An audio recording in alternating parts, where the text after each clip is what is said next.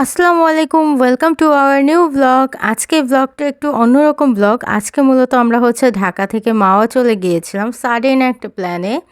যেহেতু আমাদের কোনো প্ল্যান ছিল না উইকেন্ডে, তো আমরা হঠাৎ করেই প্ল্যান করলাম যে চলো আমরা আজকে একটু ঘুরে আসি, মাওয়াতে যাই। মাওয়াতে গিয়ে পদ্মা নদীর ইলিশ, সেই সাথে পদ্মা নদীতে ঘোরা, এগুলো এক্সপ্লোর করতে গিয়েছিলাম। এই তো আপনারা পুরো ব্লগটা এনজয় করুন। সেই সাথে যারা এখনও আমার ব্লগ পেজে লাইক, ফলো এবং শেয়ার করেননি, তারা আমার ব্লগ পেজে গিয়ে ব্লগ বাই আরজিনাতে লাইক, ফলো এবং শেয়ার করে পাশে থাকবেন। সেই সাথে আমার ইউটিউব চ্যানেল রয়েছে আরজিনা সূচনা, আপনারা ইউটিউবে গিয়ে আমার ইউটিউব চ্যানেলে সাবস্ক্রাইব করে পাশে থাকবেন। সেই সাথে আপনাদের ফ্রেন্ডস অ্যান্ড ফ্যামিলির সাথে আমার ভিডিওগুলো শেয়ার করে আমাকে সাপোর্ট করে পাশে থাকবেন। এই তো বলতে বলতে আমরা মাওয়ার উদ্দেশ্যে চলে এসেছি, মাওয়াতে চলে এসেছি। আর এখানে আসবো, ইলিশ খাবো না তা তো আর হয় না। আমরা একটা ইলিশ নিয়েছিলাম, সেই সাথে একটা বড় গলদা চিংড়িও নিয়েছিলাম, যেহেতু আমার বাবু ও ইলিশ মাছ অতটা খেতে পারে না, ওর জন্য আমরা মূলত চিংড়ি নিয়েছিলাম। আর এখানে উনি এত সুন্দর করে ইলিশ মাছটা ফ্রাই করছিল, সে সাথে বেগুন ফ্রাইও ছিল, সে সাথে চিংড়ি ফ্রাই হচ্ছিল। এই তো এখানে উনি এত সুন্দর করে সব কিছু ম্যারিনেট করে তারপর ভেজে দিচ্ছিল। আমি এই ক্যাপচারটা নিয়ে রেখেছিলাম। আমরা এই খাবারগুলোর পাশাপাশি বিভিন্ন ধরনের সাইড ডিশও নিয়েছিলাম, যেমন এখানে বেগুন ভর্তা ছিল, তারপর বিভিন্ন ধরনের ভর্তা ছিল। এই ভর্তার প্ল্যাটারগুলো নিয়েছিলাম। সেই সাথে ডাল ছিল, আপনার আনলিমিটেড ভাত ছিল, এগুলো আমরা নিয়েছিলাম। আর এই তো এখানে আমি আমার ছোট বোনকে ক্যাপচার করছিলাম, যেহেতু ও এসেছিল আমাদের সাথে। আর এখানে আমি ওকে বললাম যে আমার একটা ফুটেজ নিয়ে দাও, কারণ ব্লগে যেহেতু আমি ব্লগিংটা স্টার্ট করি, তো আমার তেমন কোনো ফুটেজ ব্লগে থাকেই না। এই সে আমার ছোট বোন, আর আমি আজকে টুইনিং করে পড়ে গিয়েছিলাম, যেহেতু আমরা দুজনেই টুইন্স। টুইন্স বলতে আমরা দুজনের বার্থডে সেম ডেটে। তো আমরা ছোটোবেলা থেকে একদম বড় হওয়া অবধি, মানে আমার বিয়ের আগ পর্যন্ত আমরা সেম ড্রেস, সেম কালার পরেছিলাম।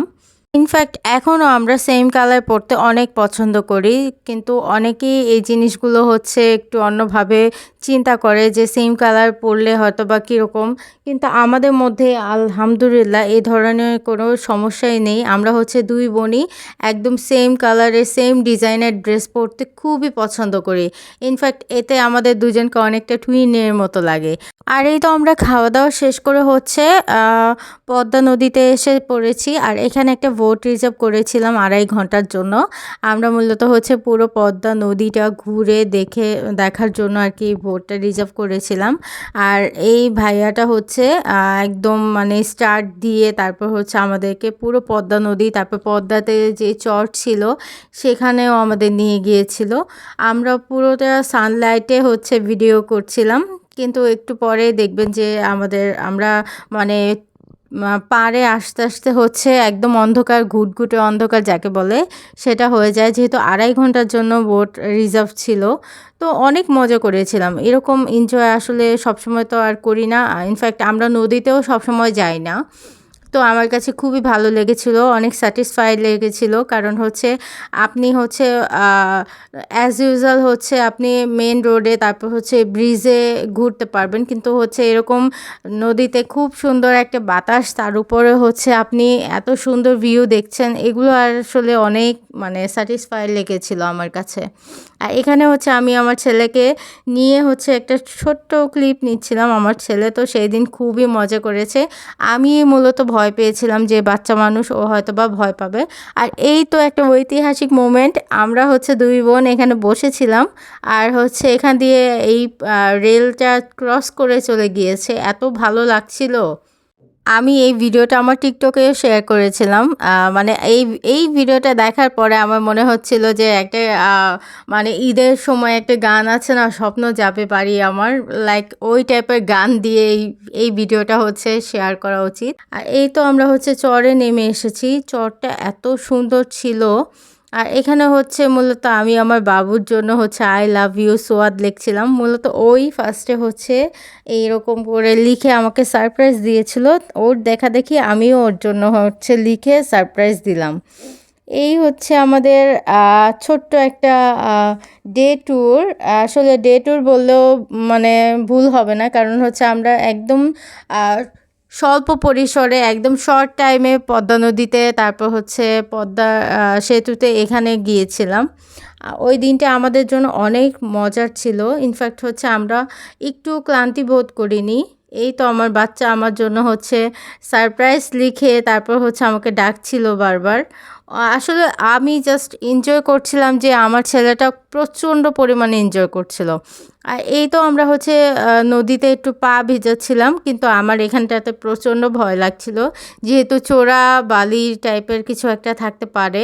আমার কেন জানি মনে হচ্ছিল এখানে দাঁড়ালে হয়তো বা পড়ে যেতে পারি, ডুবে যেতে পারি এরকম। যদিও এত মানে তীরের কাছে ডুববো না, তারপরেও হচ্ছে মনে হচ্ছিল আর কি। আর এই তো আমরা হচ্ছে পদ্মা নদীর 10 নম্বর প্লেয়ারের এখানে হচ্ছে চর, যে সেই চরে আমরা দাঁড়িয়েছিলাম অনেকক্ষণ। আর এখন মূলত হচ্ছে সানসেট হয়ে যাবে। আর এই ওয়েদারটা দেখতে এত সুন্দর লাগছিল, পুরো নদী পানিটাতে হচ্ছে আপনার সূর্য অস্ত যাওয়ার যেই পরিবেশটা ওটা ফুটে উঠেছিল, সেই সাথে খুবই ভালো লাগছিল। আর এখানে আমরা 2 বোন হচ্ছে পানিতে পা ভেজাচ্ছিলাম, যেহেতু পানিটা প্রচুর পরিমাণে ঠান্ডা ছিল, আমাদের কাছে খুবই ভালো লাগছিল। কিন্তু এটা দেখা দেখে আমার বাচ্চাটাও হচ্ছে পানিতে পা ভেজানোর জন্য চলে এসেছে। আর এই তো আমরা এখন আবার আমাদের মানে বোটে আবার উঠে গিয়েছি, কারণ হচ্ছে আমাদের আবার ব্যাক করতে হতো। আমরা মূলত 2.5 ঘন্টা পুরোটাই হচ্ছে নদী প্লাস হচ্ছে চরে কাটিয়েছি। খুবই ভালো লেগেছে এই দিনটা। আসলে হচ্ছে এরকম মানে পরিবেশ সবসময় তো আমরা এনজয় করি না। এইটা হচ্ছে আমাদের জন্য সবচেয়ে বড় একটা মানে মোমেন্ট ক্রিয়েট হয়ে থাকে, যে আপনি হচ্ছে এত সুন্দর একটা বোট রাইডে নিজেকে এত সুন্দরভাবে এক্সপ্লোর করছেন, প্রকৃতি এক্সপ্লোর করছেন। আসলে এইগুলোই হচ্ছে মেমোরি হয়ে থাকে। আর এই যে বলতে বলতে হচ্ছে রাত হয়ে গিয়েছে। রাতে পদ্মা নদীটা অনেক সুন্দর ছিল। আর আমরা এখন হচ্ছে ডিনার কমপ্লিট করে হচ্ছে বাসায় চলে যাব। যেহেতু হচ্ছে আমরা দুপুরবেলা হচ্ছে লাঞ্চ করেছিলাম মাওয়া ফেরি ঘাটের এখানে। তো আমরা রাত্রের ডিনারটা করেছিলাম লিফ লাউঞ্জে। এখানের পরিবেশটা এত সুন্দর ছিল, কিন্তু সেই দিন কেন যেন অনেক গেস্ট ছিল লিফ লাউঞ্জে, যার জন্য হচ্ছে একটু আনকমফোর্টেবল ফিল হচ্ছিল। তারপরে আমরা অনেকগুলো ছবি তুলেছি, ভিডিও করেছি। আর এই তো এখানে আমরা হচ্ছে চাইনিজ অর্ডার দিয়েছিলাম, যেহেতু হচ্ছে রাত্রে মানে ডিনার করব, সেহেতু হচ্ছে আমরা চিন্তা করেছিলাম যে কেননা একটু চাইনিজ আইটেমগুলো ট্রাই করা যাক। এই তো আমাদের খাওয়া দাওয়া শেষ করে হচ্ছে বাসার উদ্দেশ্যে চলে যাচ্ছি। আর আজকের দিনটা এত মেমোরেবল করে রাখার জন্য আসলে আমাদের যে হোস্ট তাকে অনেক ধন্যবাদ। কারণ হচ্ছে এত সুন্দর একটা দিন আমাদেরকে উপহার দেওয়ার জন্য। অনেক সুন্দর একটা দিন পার করলাম আলহামদুলিল্লাহ সব কিছুর জন্য। আর আপনারা যারা আমার ব্লগ পেজে এখনও লাইক, ফলো এবং শেয়ার করে পাশে থাকেননি, তারা হচ্ছে আমার ব্লগ পেজে লাইক, ফলো করে পাশে থাকবেন। আল্লাহ হাফেজ সবাইকে।